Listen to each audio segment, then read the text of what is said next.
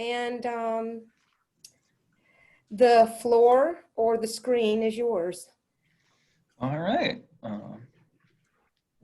Just switch this over to keeping the course on the rails, because the content should be the challenging part, not the container.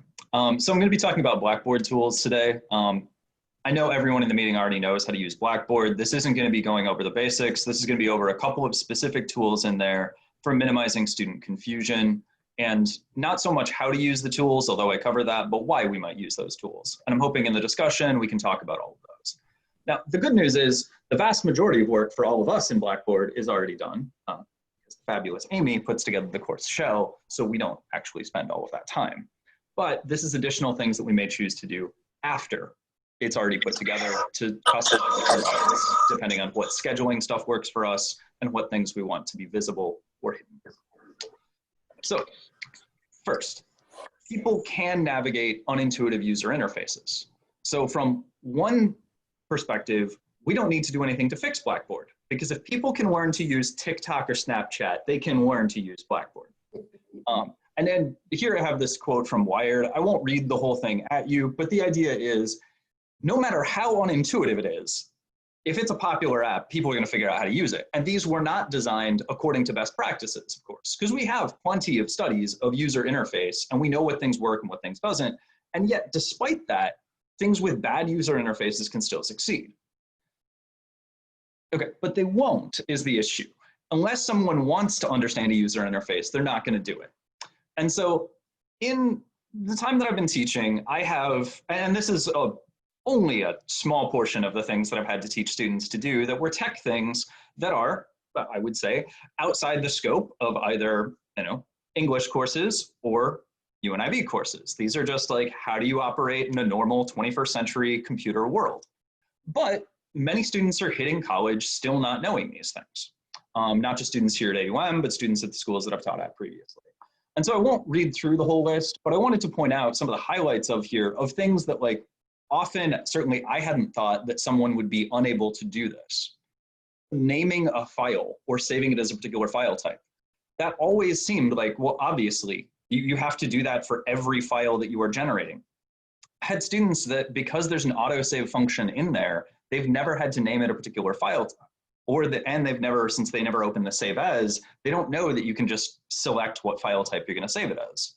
And so when I've said things like, you can't send this to me as a Pages document because I'm opening it on a PC, they would say, I'm doing it in Pages. Do I have to do it in Word? And I was like, no, just the file type. And truly, not just like they didn't want to, but they did not know how. They brought their computer in and I had to show them. And we're going to cover some of these things. But the other one that I wanted to point out, because this is something that I'm going to put together a little step-by-step thing for, is looking at comments on assignments in Blackboard. I didn't realize that the students didn't know how to do that in one of my courses. It was an English course a few years ago, until one of them, just pretty politely was like, so are you going to give us like feedback on how to improve our papers? And this was like on their second paper. And I was like, yeah, pages of it. Yes, it's in the comments. It's on the rubric. And then there's a whole thing for each one of the, you have like 80 comments. It all turned out okay in the end. But it's because when they opened the grades, the only thing they saw was, there's the grade. And they didn't realize that you clicked further to get the rubric, and you clicked into the rubric to get the comments on it. And that's especially true if they're using a mobile version of this. So it's important that the instructions have both of those. So that's to give a little bit of context about like how much scaffolding we might need to do for some of the tech stuff. So obviously we know the issue here. Students find Blackboard hard to use. So we'll just make it more like TikTok and we'll be all set. Joking, clearly. And UNIV has the potential to address some of these technology issues. One of the things that we're already planning to do, as I think everyone in the meeting already knows, is we're going to have direct instruction on some of the skills that they're going to need for this. So setting up their laptops, setting up an email signature, learning how to access their student accounts, how to register for classes, are all things that we're going to provide step-by-step stuff for. But There are a lot of other things that probably we don't want to spend a lot of class time on, but it's important that they have these technology skills just in order to navigate our course. This is not talking about using UNIV to do the general technical instruction for all of the technologies that they use, since that's outside the scope of the course and would in some ways take up so much time. So some of the ways that we can minimize this confusion: we can display fewer options on arrival, keep clicks to a minimum, we can gate parts of the course that are not in use, provide step-by-step instructions, and for all of these things, keep in mind a time cost anytime that we're introducing a new technology. So we're going to start with that displaying fewer options on arrival. So for arrival, there's typically going to already be a start here thing built into this. Often this is one of the things on the menu, as well as the course entry point. We're going to be talking about why we might change those at points in the course beyond what's already in the course shell, because there may be a good reason to change the course entry point after the first few weeks of class. They've already seen the syllabus, for example, and now you want the course entry point to be a set of you want to switch it to announcements, or perhaps you want to switch it to the syllabus. You started with a welcome message, but you don't need the welcome message after they've already been welcomed for the first couple weeks. Or if, and hopefully this won't happen, but if we had to suddenly switch to online instruction, you might want to have a quick switch over there. So start here button in section. So here we have example of how the Blackboard was set up previous semester. You've got the start here, and you've got a whole section devoted to start here. Now, I'm sure everyone knows how to put things in the menu, but it's helpful to name it start here. Since that is the clearest way, there's no doubt about where the students should go. And if there is a doubt, we will manage to find that one student who has that doubt. So controlling the course entry point, if you haven't had to do it before, super straightforward. Just go to customization, hop into the teaching style, and you get to that select course entry point. Here it's set to announcements, and announcements is a great place to send it to if you use announcements. If you're not in the habit of putting announcements, then it's going to be telling them about we're actually meeting in an alternate location 3 weeks ago, which can be either confusing or make you feel out of touch. So my screen typically looks like this for the navigation menu. We don't want the student's screen to look like this, but I want it to look like this because I want to easily be able to go to any week. So if a student asks me a question about it, especially in class, I want to be able to just pull up that week. I don't want them to see all the weeks because, for one thing, on week 1, I don't want them looking to week 14. It's going to be overwhelming. It's going to be scary. And when you have that many links, especially if they're trying to navigate it in the mobile version, it's going to be hard to click on the correct one. So their screen looks like this. One of the things I've found really valuable is that addition of a bunch of hidden links. Any tools that I'm going to use in the course, I like to just drop right into the Blackboard. Even if it's things I'm going to show in class, because 1, it's easy to link it to students later on. 2, it's easy to have it all in one place, so I don't have to hope that I can find the link. Once it's all contained in the course, even for a face-to-face course, much easier to do. So as you can see, all weekly content is hidden in that folder rather than that endless set of links. So keeping additional clicks to a minimum.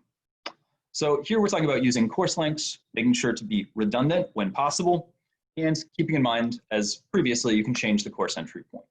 And so that's under keeping additional clicks at a minimum, but it's not a separate entry. So course links, if you haven't used them before, you can drop them into all sorts of places. So here we have it dropped into an announcement. You can just click on that, it takes them right to the place that it's referring. Here we have an example of a course link to a blog. And what I found really useful here is every week that a blog was due, this linked them back to the blog. So even though there was a place on the left-hand menu where they could select to go to all the blogs, this was a nice reminder. And it was also a way that immediately when they look, they go to that place. So everything they have to do that week is in the same place. Now, there are ways that you can add multiple links to the same thing, especially the same assignment. And so this is just giving an example of an assignment that appears in both. So here was a course introduction assignment. And here it appears on the Start Here page, which is the initial landing page for the online course. And then it also appears in week 1. So if a student started late, or if they decided to go to week 1 rather than start here, You can scroll all the way down, but you'll note there's the part in bold telling them it's the same assignment, you don't have to do it twice. And that sort of redundant work is really helpful because often students aren't going to assume that they're not being asked to do something twice because students always, feel like, well, whatever the professor says, that's what I have to do. And so those internal ones prevent having to answer that same question in an email to 30 students, which is valuable. Our time's valuable, their time's valuable. We want to avoid that. So we can gate parts of the course. And these are the different ways that you can show and hide things.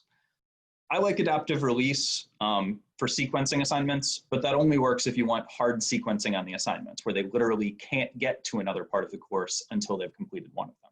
Release on date can be really valuable, and I'll get to why we might use it even on things that it wouldn't seem obvious for. And then obviously we can manually show and hide parts of the course quite easily. So for adaptive release, if adaptive release is active, it's always going to have that little message underneath it so that you'll know. That's helpful because if you haven't used adaptive release before, keep in mind that means the students cannot even see or access that part of it until they complete the part of it that's sequenced. So in this case, we've got a note-taking discussion, but before they can join that discussion, they have to complete the previous assignment in which they practice different types of note-taking. That way, they had to have already done this before they can say, what was it like to take it in these various forms? Now, the initial thought, if you haven't used adaptive release, is, well, what if I haven't gotten around to grading it? The good news is you can set it up as soon as the attempt is added, but before you've graded it. So as long as they've tried it, even if they do it at midnight, at 12:01, the next part of it opens up for them. So that lets them go at their own pace, but in the order that you want. And there aren't a ton of assignments that would be relevant for, but I think there are a few. And especially if we wanted them to, for example, they're going to complete the Focus 2 assessment, and then they're going to talk about it with people. Well, we don't want them talking about it with people until they're done with it, because that might guide the way they want to answer it. If they're like, oh man, everybody else going into my field seems to be saying this, I better answer to make myself look like that. That way it's still their own assessment. So adaptive release, it's pretty straightforward. You just open that up, select, unsurprisingly, adaptive release. You can do dates in there, but I'm going to get to dates in just a moment. Scroll down. And you select user has at least one attempt for the item. You can set it so that they have to complete it and you've graded it and things like that, but at least personally, I would strongly advise against that, since that can end up really putting it to when you manage to get the grade in, which, as much as we all want that to be immediately, there can be delays on that. We don't want to risk the student falling behind because of that. So, don't need to do that twice. Opening date. This is one that many of us have probably already used. Just pop up, edit it, and there's the option to put a date on it, even for assignments that are already created. So the reason you might put an opening date on an assignment isn't because you don't want students to be able to work ahead. That is one of the effects of it, but it may be you don't want to answer questions about this assignment until that time because you're going to go over it in class, or because you want a clear sense of when the week begins and when the week ends. So for example, you might choose that all assignments open up at midnight on Sunday. They can't even see the assignments for the next week before that because you don't want to answer questions over the weekend. I respect that. I answer a lot of questions over the weekends, but some people have lives and families, and that's nice. So then there's show hide automatically. Or show hide, not automatically, manually. Super easy. Oh man. Sorry, there's still sound on this one, even though it's a screen cap. It's not meaningful sound. But yeah, as you can see, there's just the make available, make unavailable option. Super easy. So step-by-step instructions. Well, I'm not going to give you step-by-step instructions on how to make step-by-step instructions, although that would be enjoyable and recursive. The best step-by-step instructions, though, have to be unambiguous. They should have more detail than most people will need, which is weird, because a lot of times we look at step-by-step instructions, and all of us are, owing to the fact that all of us work in higher education, smarter than the average person. We don't need quite as much detail in most step-by-step instructions, but we're not writing them for us. We're writing them for somebody who may have never used a program like this before and may have a lot of anxiety for it. So if there are any ambiguities, some of the students are going to shut down, and we want to avoid that. So I like to reinforce with both images and text, as that's kind of the standard for creating good things for this. The way that I do it usually is a PowerPoint, a bunch of screen captures, and some arrows. I've got an example. I'm going to go through it really quickly, but it's just how to access Microsoft Forms, as that was one of the things that I was using and that a bunch of students had problems accessing the first time. So opens up the PowerPoint. Click here, unambiguous, very clear about where here is. Tells them to sign in and how to sign in, that this is the AUM email address. Doesn't give them an arrow on this one because there's nothing that they do on this one. This is just what they see when they're waiting. But just in case one of the students was like, well, I'm getting this other message in between, they know why. Gives them their login, specifically says that you log in just like you would for My AUM, in case they are worried about that, or if they keep trying to put their full email in at the top or something that related to the previous one. Again, I personally can't fathom how you would make that mistake because it says My AUM on there, but maybe they do, or maybe they look at this and they're like, oh no, I was told only go in through the original login. This could be a scam. So that way they know this is what it's supposed to happen. And then a picture of the assignment that they'll be filling out. Again, overly detailed for virtually everyone, but not overly detailed for the least technically able student who might be most in need of it. So the last of the big things for here, the time cost. So students are already going to have to be able to use a decent set of programs. And they're probably going to be using a few other programs for that. So they may be using some of these online collaboration or video tools as well. That's a fair amount. And so every time we decide oh, this is a technology that I really like or I find really intuitive, and I'm just going to add that in here. This is the way that I'd prefer to access this. So, an example for this being, we're already having them use email and Word. So that's Microsoft Word. We're having them use Outlook for email, presumably. Most of us have used a lot of Google products. Most of us are very comfortable with Google. But as soon as we have them use another technology, we have to be ready to troubleshoot for that technology. So we want to consider, is something going to be valuable about saying, let's do this one in Google Docs rather than in Word? There may be. And this is not to say that we shouldn't ever add technologies for this. So for example, one of the things that we can do in Google Docs much more effectively than most things for Word is collaborative writing assignments. Much easier for people to work on documents simultaneously. So there's good reasons that we would add technologies for this. But we want to consider that each one that we're adding is another thing that makes this into a technology education course rather than a course focused solely on the content that we're aiming for. So we are frontline tech support. Even if we don't want to be, that's not true just for us as UNIV instructors, that's true for all professors at this point.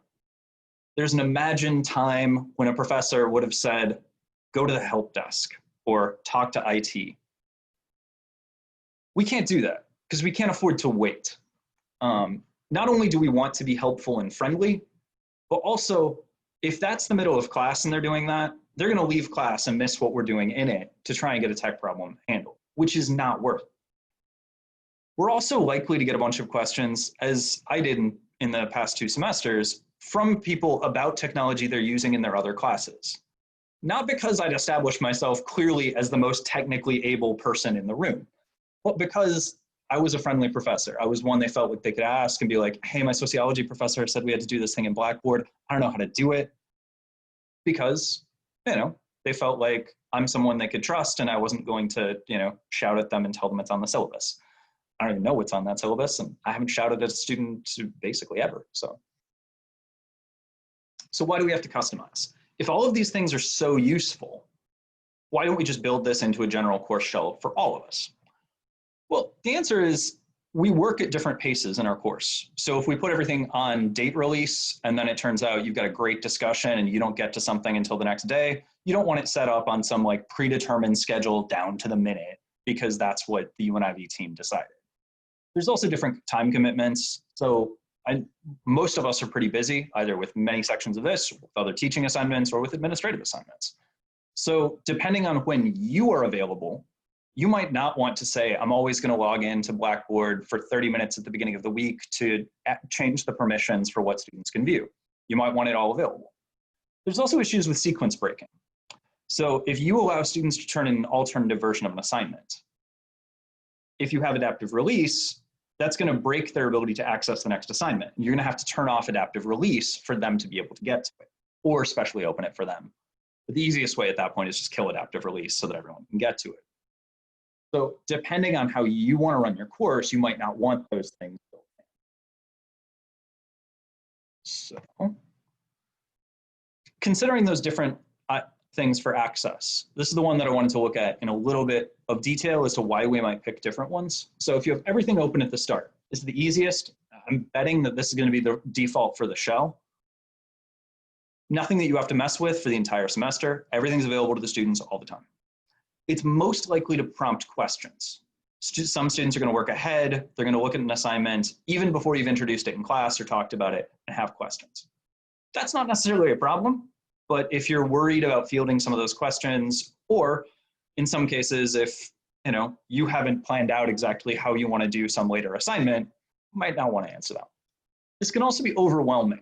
And that can be one of the issues when we consider, especially for an online course, that when they see, oh my God, there are so many assignments, some students freak out. I don't think I can do that many, even though we're really not talking about that much work. So having it set up where not everything is visible immediately, or not everything is visible in its large form immediately. So then you have manually toggling things open and closed. This spreads out the time commitment. In some ways, this is the second easiest. It's more labor intensive, but all you have to do is click a button for each one of them. You don't have to set up any other presets. This relies on you remembering to do it though. If you feel like you're falling into a moment of being an absent-minded professor, that means stuff doesn't open up for the course because there's no automation. There's assignments opening on date. This is more time-consuming up front. In some ways, this is the most time-consuming up front because you're probably going to plan everything to open at various points. If you get off schedule, you have to go in and reset all the dates. But on the upside, this can make the course feel very small and predictable to students. They know that when they get up Monday morning, they will see the week's worth of assignments open to them. They will know that all of the assignments, for example, close on Thursday night every time. So you can have it very easy for them to track what the semester will feel like. And that predictability is really nice. And then you've got adaptive release, time consuming up front, but a clear sequencing, and then allows some students to work ahead, but not overwhelm them with how many potential assignments there are. So my closing thoughts before we get to the discussion part of this: creating step-by-step instructions and redundant points of access will save time for both you and the students. It often feels like it's going to add time because you're having to do all this work up front, but it means way fewer emails explaining things later on. Or for the step-by-step instructions, it means you can just send the same email being like, find the step-by-step instructions attached. If you choose release options that fit your life, I gave the example before of everything opens up at midnight on Sunday, all assignments are due midnight on Thursday. That way you're not going to be bothered over the weekend for that. There won't be the person being like, hey, can I turn this in 5 minutes late? It's automated. And then remember that you can change those course entry points or add course links at any time, including adding those course links to announcements. So if, for example, you have to make a change to an assignment, I always like to put a course link directly to that assignment and how it's been changed. That way, when they look at the announcements, they don't have to be like, I remember something about that. Let me click through the menus and get to it. But the announcement and the link are together. So what are your questions? And I'll stop sharing here, but if we need to, I can always pull it back. Neil, I have a question. Sure. And I'd like to share my screen because I want your feedback and other feedback too. Hang on one second. I want to show y'all. And I started this Blackboard shell for the fall based on feedback from some instructors and students. I'm sorry, it's taking just a second. If somebody else wants to ask a question, feel free while I try to bring this up. Quick one. So Neil, can you hear me? Yeah, I knew. Cool, just checking. My internet's a little bit wonky. So I don't use the start here function. I've always used announcements because I do announcements at least once, if not twice a week. Maybe sometimes students wish I sent fewer announcements as emails. But you did say, I just want to clarify, you did say you could do the start here for the first week of class, and then you could switch it to announcements, correct? Oh yeah, so you can change the course entry point at any time. And I think one of the useful things there is for people who don't use as many announcements and the announcements might fall out of date. Right. You just change the course entry point. And for the start here, that's just a content folder that you create in there called start here. It's not a separate function from the course entry point. Yay. Okay, do y'all mind if I go ahead and share my screen? Let me make sure I get to that. What else might you do start here with besides announcements, syllabus, any other? So much later in the semester, it might be you switch the start here specifically to this is the midterm assignment or the final assignment, the most important assignment for that. Or as I did it for this, rather than put an announcement about where to find information about coronavirus, I put that as the top of the start here page for the students. Because especially in the middle of last semester, it felt like many students were likely to be getting as much misinformation as good information. And so that was putting them towards official links. Another option might just be like, for example, during spring break, in order to encourage the students to actually feel like it's a break, maybe you put the start here as just like, have a great break. And they can still navigate the rest of the course, but it's a reminder that like, hey, you're off. This isn't a time you have to focus on this. Awesome. This is where I wanted your feedback. So we'll just go to week 1. Okay, and I know your note was the fewer clicks, the better. But this time I have separated, when you go into week 1 to the first day and the second day, do you think this is too many clicks?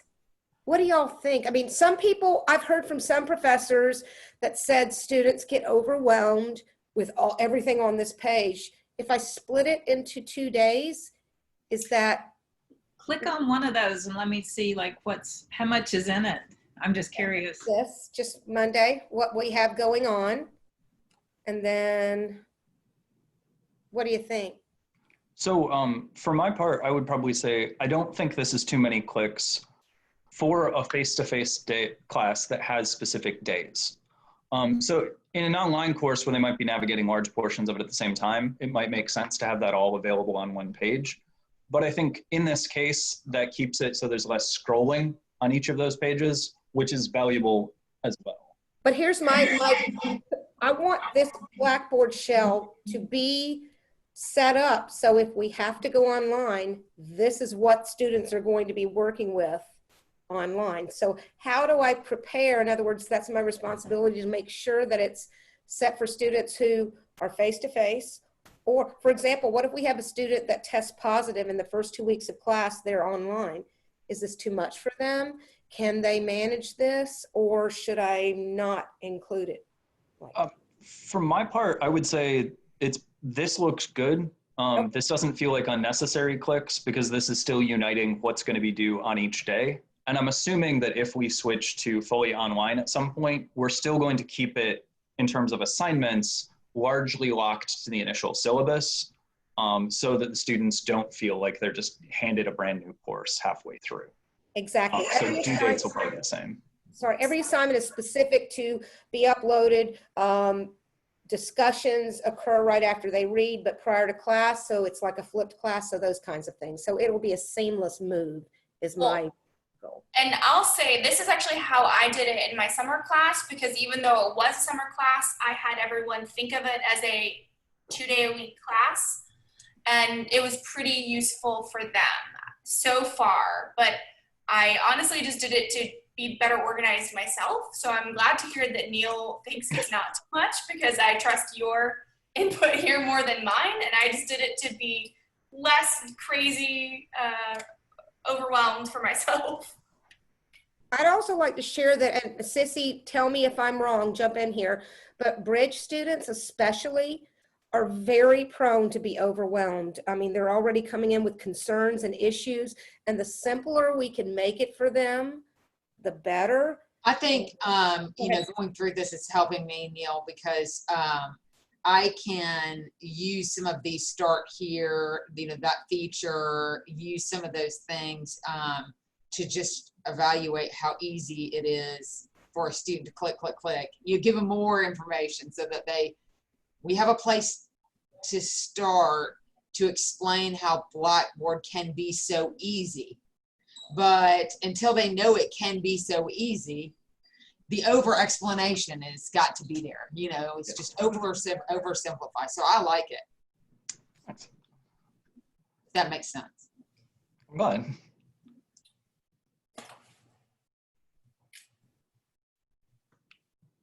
I think it just takes practice. I mean, it just takes a little bit of practice. That's all.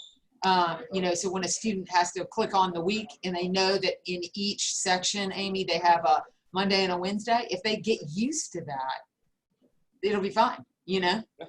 I'm trying so, you know, it's so difficult every semester. What's the best way? How do we prepare for 3 methods, face-to-face, hybrid, online, while taking into consideration, and again, thank you, Neil, for doing this presentation, because it helps us all. Even though I set a Blackboard course, you can go in, you can make changes. I can help. Ann can help. Sorry, Ann, I'm sticking in for you. Neil can help. Neil can help. And Neil will help, hopefully. Paul can help. Lynn can help. Heather can help. Neil, is it possible for me to, I wanted you to show me something. Sure. I think I'm doing an all right job with Blackboard in our course. Yeah, I mean, also, we're teaching 4 students in our course, and they're not first-year students, so. But I wanted you to show me something, but if I can set up office hours, just one thing I want you to show me, because I've forgotten how to do. And the second thing is, and so maybe we can set up a Zoom. The second thing is, I don't know if you have control over this, or maybe I don't know how to do it. Because as you know, Blackboard is still weird. I'm a Moodle person / Folio person. But you know, when you showed us forms, and I know many of us used forms last semester, and I think forms is great, and you know, it's really easy to embed. But is there, maybe I missed, is there a way when someone submits you know, you'll always have a student later in the semester say, hey, I never did my forms, or I never did my blogs, or whatever it is, and then so they'll do it. But the thing is, I want a color thing to pop up and an alert to pop up to let me know that new person has done the form. Does that happen? Did I miss that? Or does that not, because then I go back in, I'm like, oh shoot, who am I looking for again? Did I cover these people? Did I grade these people already? And does that make any sense? That definitely makes sense. So I don't believe that is an option available in either Microsoft Forms or Google Forms to automatically send you an alert when someone completes it. I think you do have to manually check on your page for each one. Oh, I didn't think it was sending me, but I thought it would be like, it would be obvious, like it would move to the top or something, like, oh, I didn't do this one yet, but that doesn't happen, I realized. No, it's unfortunate, and if there was perfect integration with Blackboard, it would appear under grading, but that's not one of the things that, to my knowledge, is available with either of those technologies. And since there isn't a native forms function in Blackboard that I'm familiar with, it's still where we're at. So I've actually got I'm using Microsoft Forms this fall for my student information form, and I had to dig a little bit, but I did find where they've added it's called get email notification for each response. Really? Nice. And so, Fantastic. Yeah, so I did here, I'll share my screen real quick. Yeah, that's awesome. That wasn't there before, right? No, I don't think it was when I first started looking. So I've got my form, and then to get to settings, just click on the little 3 buttons over here by share. And then for me, the notification one is at the very bottom of those settings. And so I've got so that it'll email me, and then I can also create a special folder for all of those emails to go to, but I can also link it to a Excel spreadsheet that'll automatically update so that I can get a timestamp notification. So they did add that. Okay. Nice. Yeah, because I used the Excel sheet before, but I didn't know about the email notifications. That's fantastic. Yeah. I have a quick question or comment. When y'all use Google Forms, and I officially have not used it when I've taught before, is there a way, where can you provide feedback to the student that's not through Google Forms?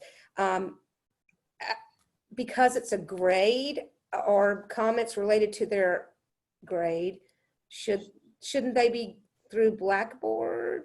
I'm just curious what your ideas are of how to do that. So when I've done that before, since you can put comments on the grade function in Blackboard, I've just put comments directly in there.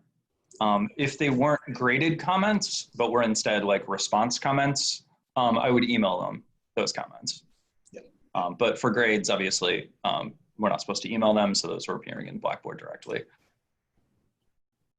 If anyone has a better answer than that, What do you mean by the comment form in Blackboard? If they submit something like a Google form, do you mean in the grade center? I mean, yes. Yeah, so you can put comments on things in the grade center, and that's how I was doing it, which only works if the students know that they can find comments in the grade center, which I also had to go over. Perfect.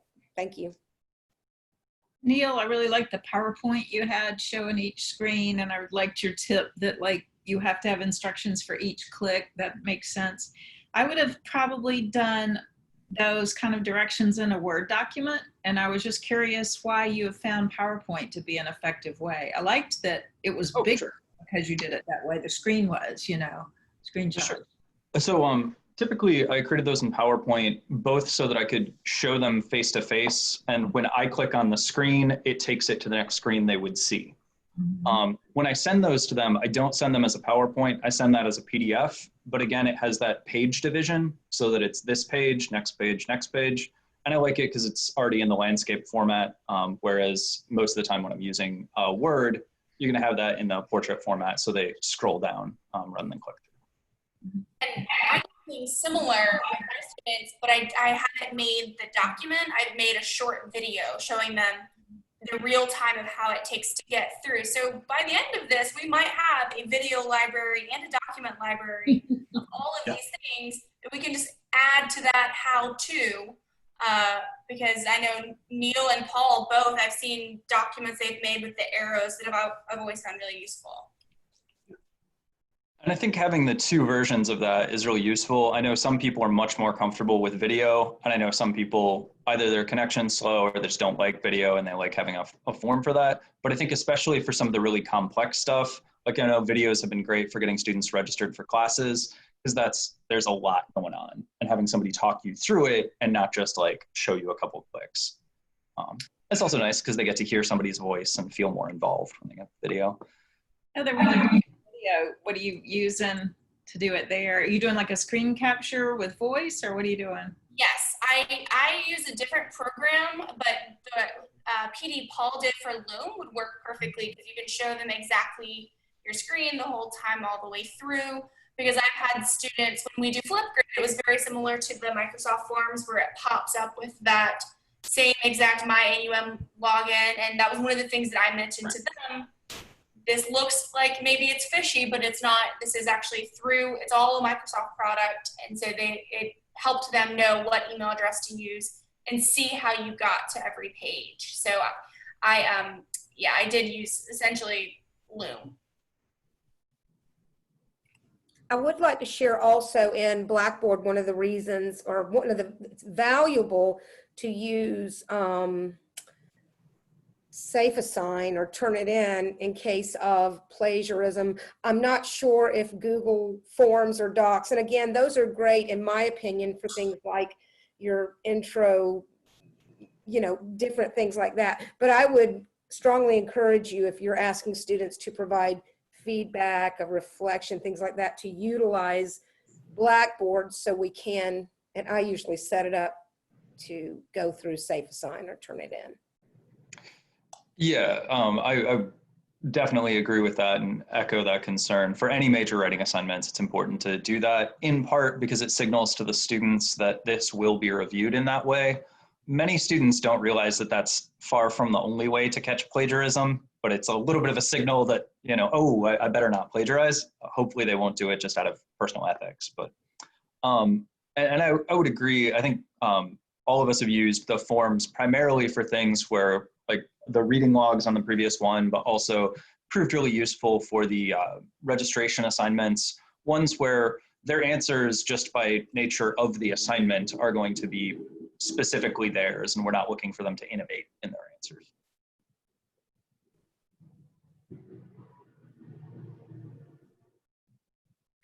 Well, I'll just say I really appreciated the difference in the manual release and the adaptive release and all that stuff, because I've been every Sunday night this summer just, gotta go make sure everything's visible, gotta make sure everything's ready. So it's nice. I knew about the date to some extent, but I didn't know about adaptive release. And so for some of my students who missed doing, an assignment before, I wish I would have known that to help them kind of moving forward. So I appreciate you talking about that. That was really useful for me. Yeah, so just to give a little bit of context for adaptive release, when I first was working with a course designer, the first time I taught online, I went in to start doing some adaptive release, and I immediately got a response of you don't want to use this. And then I we talked then because we were doing it remotely at the time. We talked on Zoom, and she was like, "Oh yeah, actually you're fine using it. We just tell everyone that because it's a thing that's really easy to mess up." Because it does, it locks students out of part of the course. And so with adaptive release, I would really say you want to consider whether this is something that requires hard sequencing or whether there's just an order you'd prefer. Especially things where you think this is a way to prevent them from sort of copying off other people. Adaptive release can be really useful. In the same way as the post-first forums, if that's a function people are familiar with, where you lock people out of the forum until they've made their first post. That way they can't copy off anyone else. So for example, if we're gonna have students review the AUM website and learn about what student services are available, and then discuss some of those services, we might wanna make it so they can't discuss them and read what other people are writing until they've taken the quiz or filled out the worksheet or whatever it is that's gonna review that they actually looked up what there is and when it opened. I'd also like to note, and I'm sure Anne and Samantha and Elizabeth will attest to this. Oh, and Sissy, when I'm creating a Blackboard shell for 16 to 30, before you guys, adaptive release would be zero choice. But having said that, we typically do it by date, and as of late, we have had no due date. It's out of convenience, so students could go back in. Some of our professors aren't as familiar. So again, if you are in this session and you're learning, please feel free to edit your course to your specifications and liking if you feel comfortable doing so. But I'll be here to help you if you need it. And Neil. Yeah. Yeah, and I think all of us can help at this point too.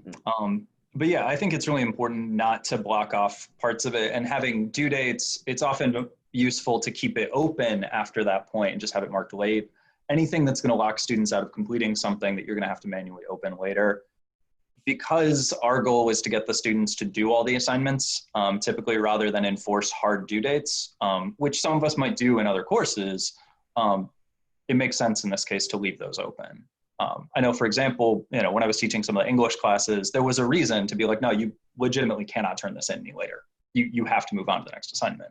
But that's not how we're working in here. We're trying to get them to the point they're ready for those kind of classes.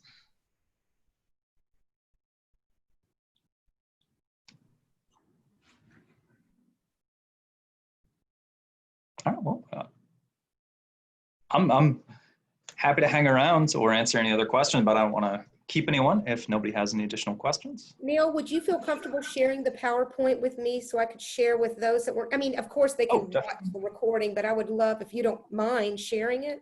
Oh yeah, the only reason I hadn't sent it to you before this was I was still editing it up to the last minute I considered changing the front page to a train thing because of the keeping the course on the rails, but then so yes, I can happily send it afterwards. All right, thank you. I enjoyed it. I did too.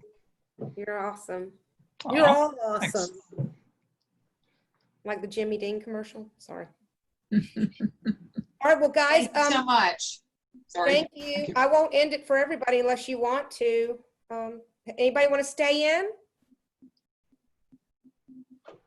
Okay. Oh. Have a great day. Thank See you, you Neil. tomorrow. Thank you. Bye. Bye.